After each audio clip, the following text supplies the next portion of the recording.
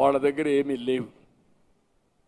కానీ నలుగురు పిల్లలు మాణిక్యాలు, మట్టిలో మాణిక్యాలు. ఆ పిల్లలు ఎవరు ఊహించారు అబ్దుల్ కలాం లాంటి వ్యక్తులు కాలేరా అని అడుగుతున్నా,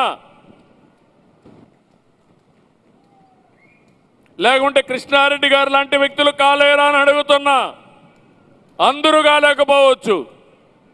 ఒకప్పుడు కృష్ణారెడ్డి గారు కూడా ఒక రైతు కుటుంబంలో ఒక మారుమూల ప్రాంతంలో ఉండి ఆయన చెప్పాడు, ఇప్పుడు నేరుగా హైదరాబాద్కి పోయి చదివి ఉద్యోగం చేయలేను కాబట్టి వ్యాపారం చేస్తా, వ్యాపారం చేసి సక్సెస్ అయితే హైదరాబాద్లో ఉంటా, లేకపోతే మా ఊరికి వచ్చి వ్యవసాయం చేసుకుంటా.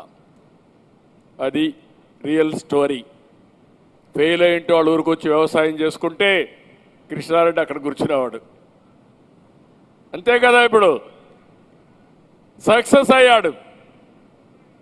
ఇంకొక మాట కూడా గుర్తుపెట్టుకోవాలి, ప్రతి ఒక్కరూ డబ్బులుండే వాళ్ళందరూ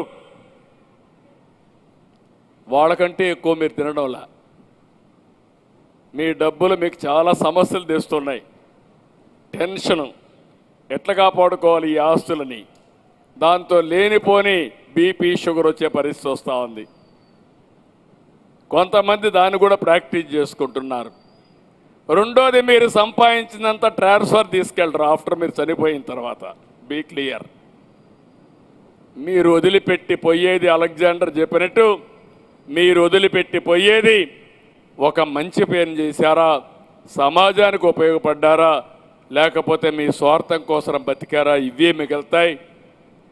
ఎక్కడ కూడా ఇంతవరకు అకౌంట్ ట్రాన్స్ఫర్ చేసే విధానం ఎక్కడా లేదు. చనిపోయిన తర్వాత మీ పిల్లలకి ఇచ్చేసి వెళ్తారు.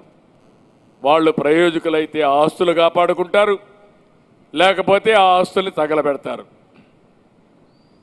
మనమే చూస్తున్నాం, ఒక జనరేషన్ బాగా చేస్తారు, రెండో జనరేషను ఆ ఆస్తులు మొత్తం పోగొట్టే పరిస్థితికి వచ్చారు.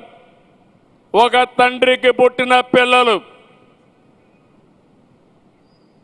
తల్లిదండ్రులు ఇచ్చినటువంటి ఆస్తులు కూడా కాపాడలేని పరిస్థితిలో ఉన్నారు.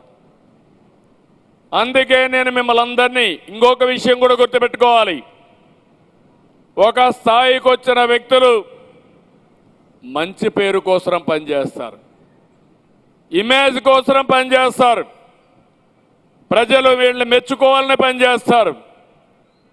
దానికి కొలమానం ఈరోజు ఎంత డబ్బులుందని.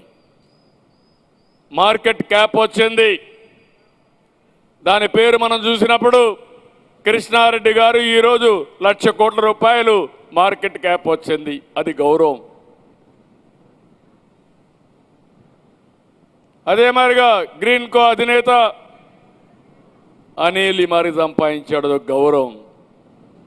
కానీ ఒకటే గుర్తుపెట్టుకోండి, ఇలాంటి వారి జీవితాల్లో మీరు వెలుగు తేగలిగితే, మీ శక్తిని ఉపయోగించి కొన్ని వేల కుటుంబాలను మీరు మార్చగలిగితే, దానివల్ల వచ్చే గౌరవం, దానివల్ల వచ్చే మీకు తృప్తి ఏ పని వల్ల రాదని మరొకసారి విజ్ఞప్తి చేస్తున్నా.